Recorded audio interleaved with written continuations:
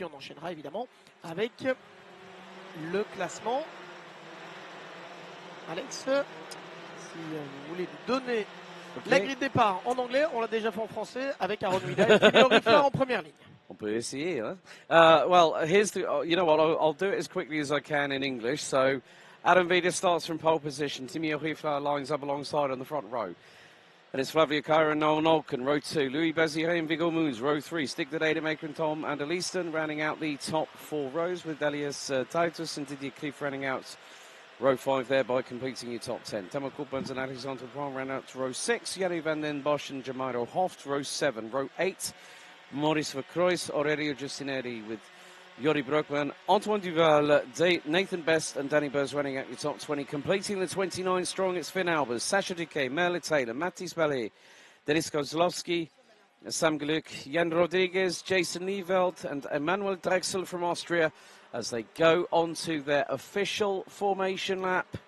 It's this and one more to go, and we'll find out who will be top dog in X30 Junior come the end of the qualifying heats. And at the moment, well, that person could be a certain Victory Lane driver by the name of Louis Bazire. 2 wins already. Didier Kreeft won Heat 4 on the road, but was found to have done a push to pass during the race. Got a 5-second time penalty, which then promoted Noah Grenier to the race victory on a dead heat with Lorenz de Kock.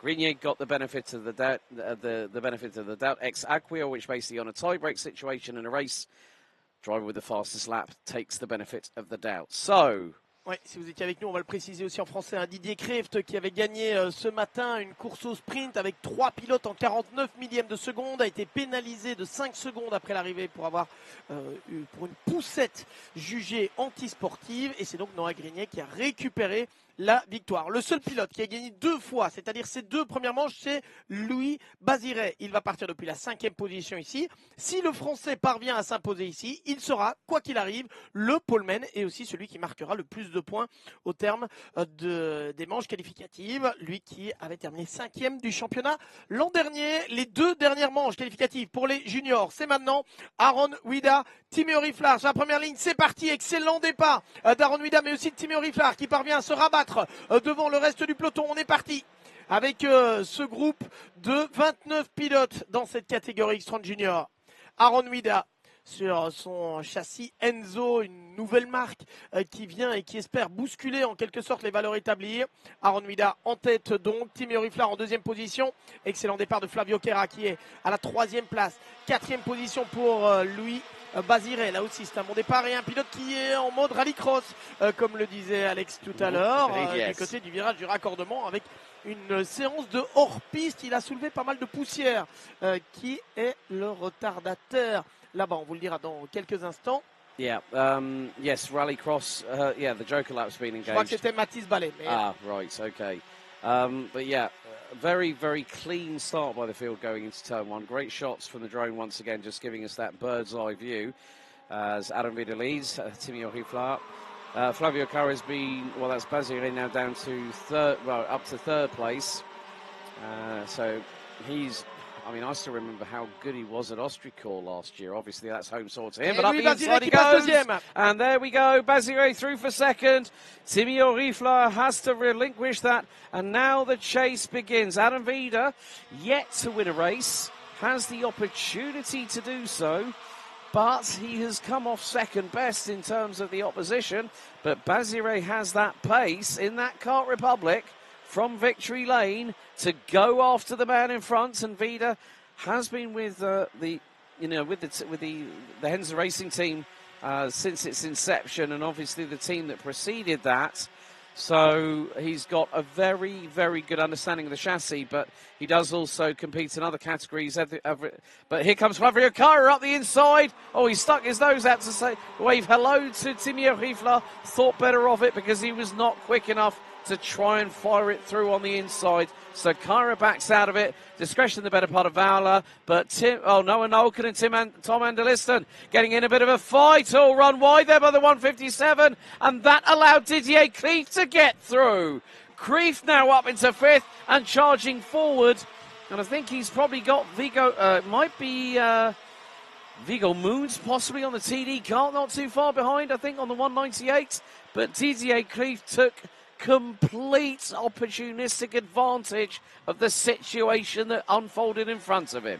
Louis Baziré a déjà gagné 2 manches, il est de nouveau en tête, le pilote français qui vient de passer aux commandes dans ce 3e tour après avoir pris l'avantage sur Aron Huida. Louis Baziré donc, Aron Huida, Timeo Riflar et Flavio Queira qui sont juste derrière les 4 premiers. Didier Cleef est revenu à la 5e position, excellent début de course aussi pour Didier Cleef qui était 10e sur la grille de départ. Et puis derrière, on retrouve un peu en retrait Viggo Moon, 6e devant Stig de Rademacher. Et on a ensuite Elias Titus, Noah Nolken, Alexandre Point qui est en 10e position. Yeah, there's a heck of a lot of activity going on here at the circuit. So this just goes to show you why X30 Junior and X30 Senior are so ultra competitive. So this is where, and also good to see that there is a little bit of movement for Antoine Duval. Previous race he made up into double digits, but again, the qualifying is so important when you've got nearly 60 ultra hungry, ultra competitive X30 junior drivers, all squabbling for the same bit of real estate, but Baziré is going to lead us over the line. Here comes Flavio Queira up the inside. The Belgian goes through, off on Timeo Riflar, and that is P3. Il est passé Flavio Queira pour prendre la 3e position devant Timeo Riflar. On a Didier Cleef qui est dans la bagarre aussi, qui avait déjà été pénalisé pour un push to pass, comme on le dit, ou le fait d'avoir poussé tout simplement pour passer. Et malheureusement pour lui, j'ai attention à Didier Cleef parce qu'il est de nouveau dans une situation, je trouve, où il frotte un peu les carrosseries. Attention de ne pas se faire piéger. Louis Baziré devant Aron Huida, Flavio Queira à la 3e position. On a quart d'image la tribune ou plutôt la passerelle des mécanos où ils peuvent guider leurs pilotes. Regardez, 1, 2, 3, 4, 5, 6, 7 roues d'en roue, presque 8 si on compte encore Viggo Moons qui est un peu en retrait pour le moment. C'est chaud une fois encore dans cette catégorie X30 Junior. C'est leur dernière manche qualificative, rappelons-le, et donc c'est un peu celle de la dernière chance pour ceux qui veulent à tout prix se racheter, et on sent bien qu'il y a une pression, qui est une tension qui est plus importante qu'auparavant. Louis Baziré est toujours en tête. On a eu un changement derrière avec Aron Huida qui a perdu 2 positions puisqu'on a vu passer Didier Cleef et Flavio Queira devant lui.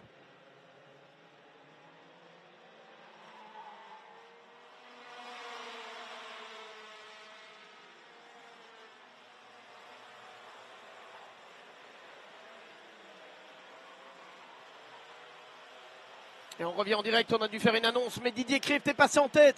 Didier Cleef vient de passer devant Louis Baziré, Flavio Queira à la 3e place, Aron Huida à la 4e et Stig de Rademacher qui vient de prendre la 5e position. Juste le temps de laisser Alex faire l'annonce vers le paddock puisqu'il faut parfois convoquer des pilotes qui doivent se rendre près des commissaires sportifs. Louis Baziré avec Flavio Queira derrière lui et Aron Huida également. Attention. On sent que ça s'anime un peu là pour la 2e place. Est-ce que Didier Cleef pourrait en profiter pour passer devant? Je n'aime pas le pare-choc avant de Didier Cleef. Alors on ne va pas parler trop vite, mais on sait qu'il y a le front bumper, comme on l'appelle en anglais, c'est-à-dire le pare-choc véritablement avant. S'il est déclipsé, s'il y a eu un contact, il y a une pénalité qui tombe derrière, 5 secondes. Ouais. Et quand je vois la tête du pare-choc de Didier Cleef, on va laisser évidemment les commissaires techniques vérifier, mais j'ai un petit doute. J'ai un petit doute et on voit que ça touche un peu partout d'ailleurs. Donc on pourrait avoir quelques surprises dans le classement final. Yeah, I mean, yes, I've just spotted it as well. That bumper is looking a little bit sketchy, but I did see it. Who is it? It was Elias Titus in the previous race. That bumper was indented, and it was basically like those nodding dolls that you see. It was like that. But meantime, well, Flavio Queira has just given the hurry up to Louis Baziré. Say, come on, he's up the road. Let's go get him. And then you've got everyone else fighting over the real estate. You've got Stig de Rademacher, Aron Huida, Timeo Riflar. You've got Viggo Moons and Temel Koopmans coming into this as well. So Baziré is the cork in the bottle. I think he's playing a little bit of a smart game, is Baziré, because if anyone decides to brake check the other by accident, you can see that Baziré is just holding his line. And now de Rademacher is starting to show a sign of frustration, which means You have drivers that have that sense of urgency. Now we've got the sense of desperation clearly under the red mist and the visor of one Stig de Rademacher. And Flavio Caira is sort of bump drafting Louis Bazire a little bit to say, come on. And now look at how they scatter. Ouais, Louis Bazire qui ferme les portes, il n'est pas dans le rythme pour le moment, mais il essaie de défendre sa position. Et regardez Flavio Caira qui est déjà venu une fois, deux fois peut-être s'appuyer sur le châssis. C'est un KR, hein, je crois, pour Victor Hulen. Et effectivement, on voit un Flavio Caira qui vient quelque peu bousculer Louis Bazire. Ça fait des affaires de Didier Krefft qui part bien devant, mais Louis Bazire ne prend plus du tout la trajectoire la plus rapide. Il prend seulement celle qui lui permettra de rester devant. Pour le moment, il ferme toutes les portes et ça va s'animer, ça va mal finir. Je vous le dis déjà, parce que quand on voit l'excitation entre les pilotes de ce groupe-là, pour le moment, oui, ça touche de nouveau du côté de l'escargot, mais oui, évidemment, parce que Louis Bazire est en train de retenir tout le monde et on s'énerve derrière, on s'énerve. Ceci dit, Louis Bazire, il joue ses chances. Flavio Caira qui vient d'être un peu écarté là du côté du virage des mécanos par Stig de Rademacher. Stig de Rademacher va-t-il se mêler à la bagarre également? On a également dans cette lutte Elias Titus, le numéro 8, qui revient, qui est passé devant Aron Vida. La réplique d'Aron Vida, oh que c'est chaud dans tous les sens. Ça part d'un côté, de l'autre. Louis Bazire qui a beaucoup de métier sur ce coup-là, parce que vraiment, il n'est pas le plus rapide, mais il défend sa position. Stig de Rademacher est revenu à la 3e place désormais. 4e position pour... Mais pour qui en fait? Pour Elias Titus? Non, pour Flavio Caira, qui est toujours 4e pour le moment. 5e Aron Vida. Et 6e place pour, pour Elias Titus, pardon. Et regardez le groupe derrière, comment ça revient. Ils sont, regardez, tous ceux qui étaient derrière. On a Timmy Oriflar, on a Alexandre Point, Antoine Duval, Danny Bourse, Maurice Verkreuz. Regardez-moi cette file en lutte pour la 2e position. Et pendant ce temps-là, Didier Krefft a 3 secondes et demie d'avance. Ça veut dire que Didier Krefft, même s'il avait son pare-choc touché, pourrait peut-être gagner cette manche. Right, his lead is now 4.5. Il pourrait gagner malgré une pénalité de 5 secondes, Didier Krefft. Look, they are squabbling like little children, battling over the last swing of the playground. Bazire is doing what he's got the racing line. He's got the right of way. And now, Stig de Rademacher threw it round the outside. He's going to lose that. Caira's through. And here comes Adam Vida. Then we got Elias Titus.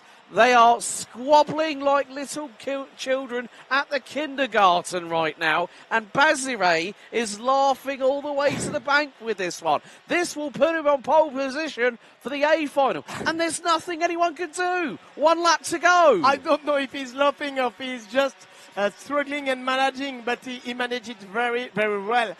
Louis Bazire qui parvient à garder cette 2e position pour le moment, alors qu'il n'est pas le plus rapide. Derrière, ça s'anime de tous les côtés entre Stig de Rademacher, Flavio Caira qui a repris la 3e place, Stig de Rademacher qui est derrière. Attention, ça va passer. Oh, il ferme les portes. Louis Bazire, ils vont finir par s'accrocher. On est dans le dernier tour. Regardez-moi l'intensité dans ce groupe poursuite. Ils sont à 5 secondes et demie de Didier Krefft. Même avec une pénalité, Didier Krefft va gagner cette manche qualificative. Et derrière, Louis Bazire qui défend bec et ongle cette 2e position, le passage par le chemin de fer. Attention de ne pas trop se toucher là-bas. Stig de Rademacher toujours 3e, Flavio Caira 4e, Elias Titus en 5e position. On a encore Aron Vida derrière. Quelle bagarre dans ce groupe là-bas où il faut oser y aller, il faut avoir de l'expérience. Attention parce que des pare-chocs, il pourrait bien y en avoir plusieurs, hein, Alex. On a vu plusieurs coups ici ou là et on pourrait avoir des pénalités en fin de parcours lorsqu'il faudra passer sous le drapeau damier. La victoire de Didier Krefft, il est déjà passé sur la ligne. Et pour la 2e position, Louis Bazire. Squeeze! Caira, did he get it? No! Bazire is the luckiest individual. He squeezed Stig de Rademacher towards the left-hand side of the circuit. Flavio Caira dived to the inside of the right. And Bazire again went aggressive on the defence.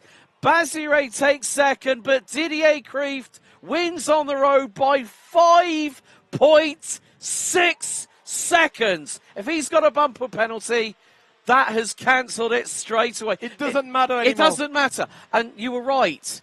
Bazire went into conservation mode, I think, because he wasn't going flat out. If he went flat out, then his tyres could be a doubt for the final. But that says... Yeah, but the other thing is that Bazire was not fast enough, but he managed to keep the 2nd place. Congratulations to him. Bravo Louis Bazire qui a défendu C'était viril parfois. On va laisser les officiels évidemment analyser parce que je pense que ça risque un peu de râler ici ou là. Didier Kreeft, en tout cas, l'équipe Fusion Motorsport Benelux s'impose avec plus de 5 secondes d'avance. Donc même si son pare-choc, puisqu'on a eu un doute en voyant les images, même si son pare-choc devait être tombé, eh bien peu importe, il serait néanmoins déclaré vainqueur. Il a 5 secondes 6 d'avance sur Louis Baziré. Flavio Queira et Stig de Rademacher, ils ont tous les trois terminé côte à côte sur la ligne après la défense de Louis Baziré. Elias Titus 5e, 6e Aaron Huida qui était le poleman, 7e position pour Timo Koopmans, 8e place pour Danny Bourse, 9e Alexandre Point, la 10e pour Viggo Munz, la 11e pour Maurice Verkreuz, la 12e pour Antoine Duval, Yannis van den Bosch, meilleur tour en course, est en 13e position, Tom Alderliston 14e et Sam Gueluc est en 15e position. Timmy Oriflar, qui était parti depuis la première ligne, a été bousculé. On ne l'a pas vu à l'image, Alex, mais il termine 20e. Il a perdu 18 places. Timmy Oriflar, le jeune pilote d'Auvelais. Ah, ça s'est